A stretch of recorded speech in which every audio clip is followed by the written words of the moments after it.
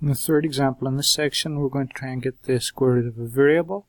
This time it's going to be the square root of m to the power of 24. Okay, so the power, the exponent, is even, so we're simply going to divide it by 2. So we get rid of the square root sign. The square root is going to be m to the power of 12, but we need to take the square root of that initially. Okay, so you cut the power in 2, divide the power in 2, so 24 divided by 2 is 12. Now, since the new power is even, okay, the new power is even, is an even number. That means we don't need the square root sign. Sorry, we don't need the absolute value sign. Okay.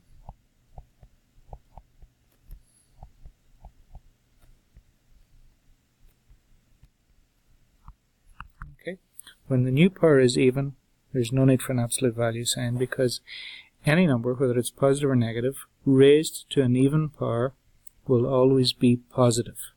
So, since this is going to be positive anyhow, we don't really need the absolute value.